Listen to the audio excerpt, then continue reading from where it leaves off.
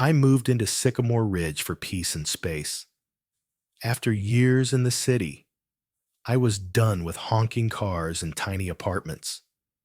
The house was a modest two-story with a big wraparound porch, nestled at the end of a quiet cul-de-sac in a neighborhood that seemed perfectly ordinary at first glance. I was a freelance tech consultant, usually working from home, and had finally saved enough to buy this property outright. I kept to myself, but always waved to the neighbors, helped clear snow when I could, and made sure the lawn never got unruly. It wasn't until my second week that I met her, Gloria Markham.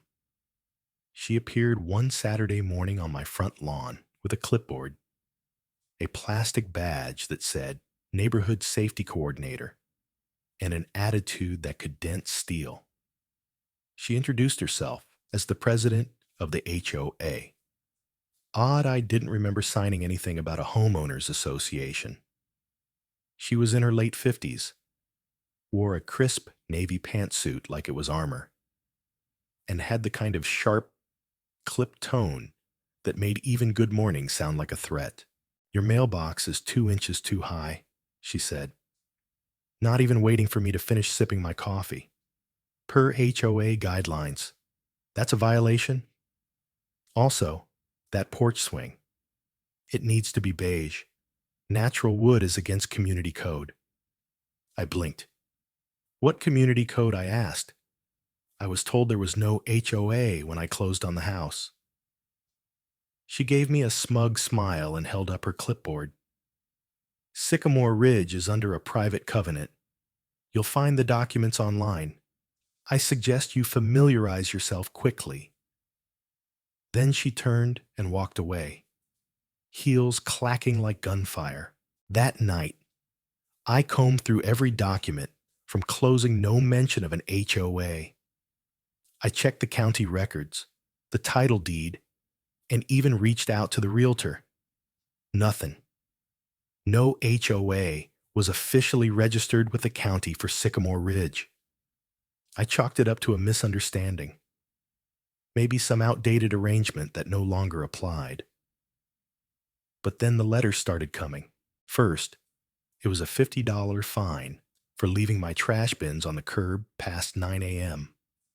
Then a $200 citation for unauthorized exterior decor, my string lights. When I tried to contact Gloria, the phone number on the letters went to a pre-recorded voicemail. I emailed the address, listed no reply. One afternoon, I found a final warning taped to my garage door in bold red letters, accusing me of violating multiple covenants and threatening legal action if I didn't pay over $1,000 in accrued fines.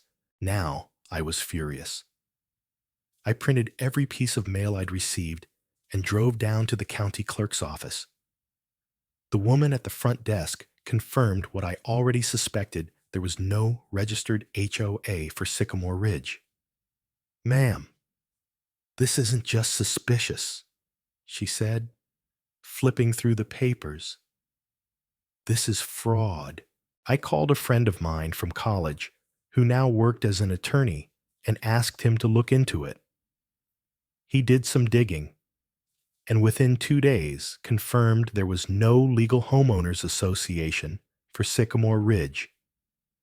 Gloria Markham had never filed any organizational paperwork.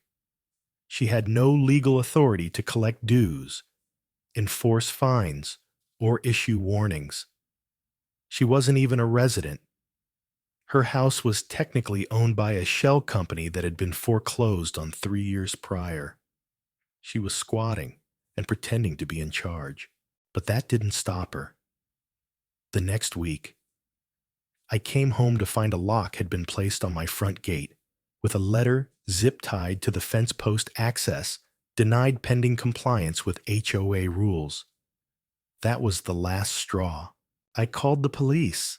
At first, the responding officer seemed unsure. "HOA disputes are usually civil," he said, until I showed him the county record. and my attorney's letter confirming the absence of any legal HOA. Then I showed him the lock. That's trespassing, vandalism, and impersonation of a legal entity. My friend had told me. The officer nodded, took photos, and said he'd follow up. But I knew Gloria. She wasn't the type to back down because someone told her she couldn't play president. So I came prepared. The next morning, with my lawyer and a county official by my side, we returned with bolt cutters and a camera crew from the local news. I had tipped them off that a woman was running a fake HOA and collecting illegal fines from half the neighborhood. They were eager for a story. We cut the lock. The news crew rolled footage. Gloria came storming out of her house in full blazer and badge regalia, demanding we cease and desist. The county official stepped forward and calmly informed her that she was in violation of multiple state codes, including fraud and unauthorized property tampering. My attorney served her a cease and desist letter right there on the sidewalk. She turned redder than a tomato, tried to argue, then noticed the cameras and backed off. I have lawyers too, she hissed before slamming her door. 2 days later, sheriff's deputies served her with a court summons. Several neighbors came forward to share similar experiences, phony violations, threats of foreclosure, pressure to pay in cash. Some had paid hundreds, even thousands. The local DA opened a formal investigation. Gloria Markham vanished overnight. No one saw her move out. But her house sat empty for weeks. Eventually, a real estate company put it up for sale. I later found out she had skipped town and was under investigation in 2 other counties for the same scheme. I still have the porch swing, natural wood, untouched. There's no lock on my gate anymore. No fake fines. No red letter warnings. The mailbox is right where it's always been, 2 inches too high, and I smile every time I see it. Justice didn't come fast, but it came with cameras, lawyers, and a bolt cutter. And the next time someone claims to be president of a non-existent HOA, I'll be ready.